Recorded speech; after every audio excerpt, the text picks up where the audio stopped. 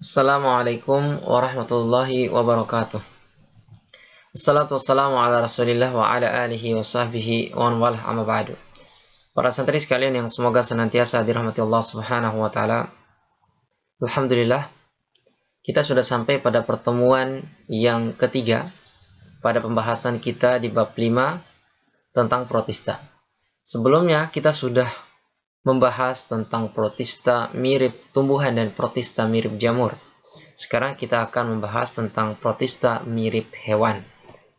Adapun tujuan pembelajaran kita, yakni diharapkan kepada antum peserta didik dapat memahami ciri-ciri, klasifikasi, dan peranan protista mirip hewan atau yang dikenal dengan protozoa. Apa saja ciri-ciri dari protista mirip hewan atau protozoa ini? Yang pertama adalah bersel satu atau uniselular. Yang kedua, tentu saja protista merupakan organisme eukariotik, yaitu organisme yang sudah memiliki membran nukleus atau membran inti yang membungkus inti sel. Kemudian yang ketiga, tidak dapat membuat makanan sendiri atau yang dikenal dengan heterotrof. Yang keempat, ada yang hidup bebas, ada yang hidup di inangnya, sebagian besar hidup bebas, ada yang bersifat saprofit ataupun parasit. Yang kelima, klasifikasi protozoa itu dibagi berdasarkan alat geraknya. Yang pertama, ada filum Sarcodina atau yang dikenal dengan Rhizopoda. Ada filum Mastigophora yang dikenal dengan Flagellata. Kemudian ada filum Ciliophora yang dikenal dengan Ciliata. Dan ada filum Apicomplexa yang dikenal dengan Sporozoa. Rhizopoda dikenal dengan kaki palsunya. Alat geraknya berupa kaki palsu. Sedangkan Ciliata, alat geraknya berupa bulu getar. Sedangkan Flagellata, alat geraknya adalah bulu cambuk. Dan Sporozoa tidak memiliki alat gerak.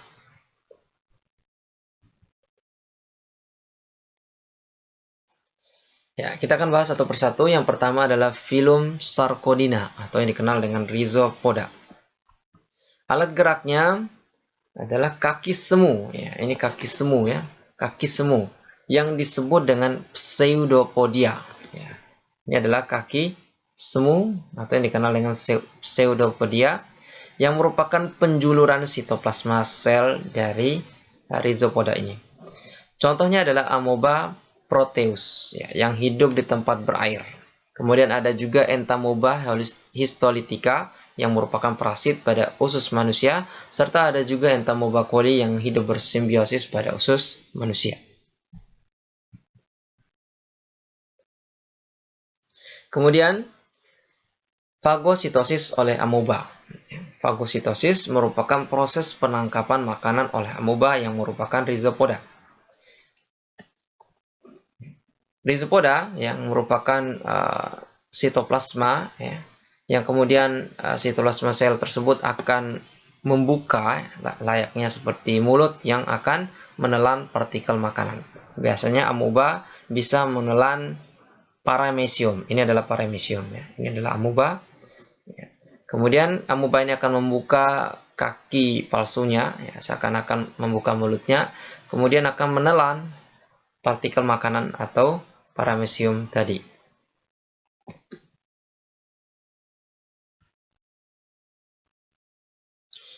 Yang kedua adalah filum Mastigophora atau yang dikenal dengan Flagellata.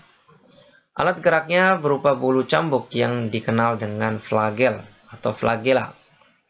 Contohnya adalah Trypanosoma gambiens yang menyebabkan penyakit tidur melalui perantara lalat tsetse. Jadi yang menularkannya adalah lalat tsetse. Lalat tsetse ini tidak ada di Indonesia umumnya. Dia biasanya ada di Amerika atau di Afrika. Ada juga contoh lain dari filum Mastigophora ini seperti Giardia lamblia, ada Trichomonas, dan ada Leishmania. Ini adalah gambar dari Trypanosome yang menyebabkan penyakit tidur. Sini terlihat Ini adalah Trypanosoma, ini adalah sel-sel darah. Sel-sel darah. Ini adalah Trypanosoma.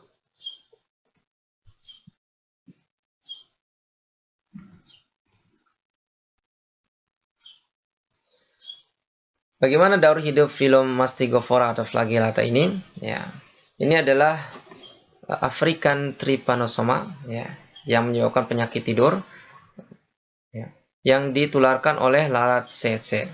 Penderita yang terserang lalat ini akan merasakan ngantuk yang amat sangat di siang hari, tapi mengalami insomnia di malam hari.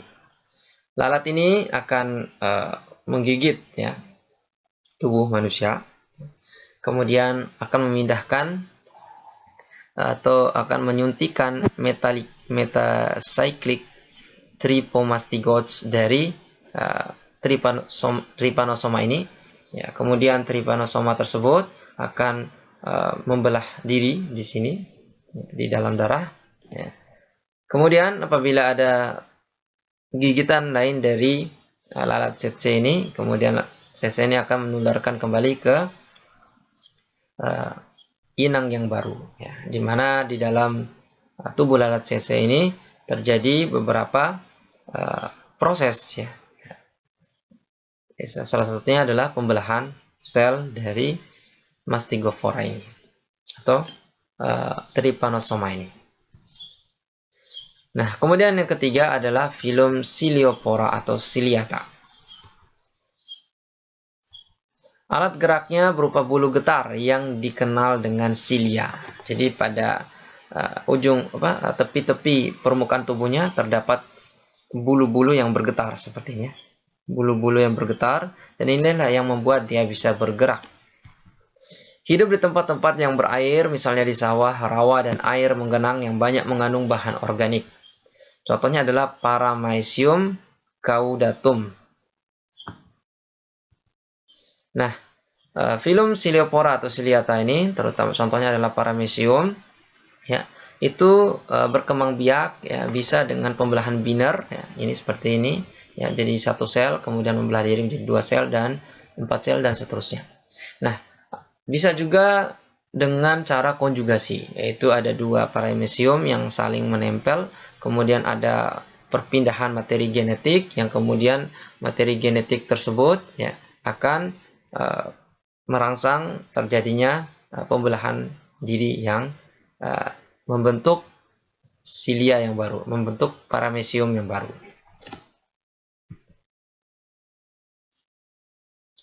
Nah, yang terakhir adalah filum Apicomplexa atau yang dikenal dengan sporozoa. Sporozoa tidak memiliki alat gerak dan bersifat parasit dalam tubuh hewan atau manusia. Nah, ini adalah gambar dari perbesaran mikroskop, ya, terhadap darah manusia yang terkena atau terserang sporozoa. Contohnya adalah Plasmodium malariae, penyebab penyakit malaria. Terlihat, ya, ada bintik-bintik tebal, ya, yang berwarna gelap, ya, itu adalah Plasmodium malariae.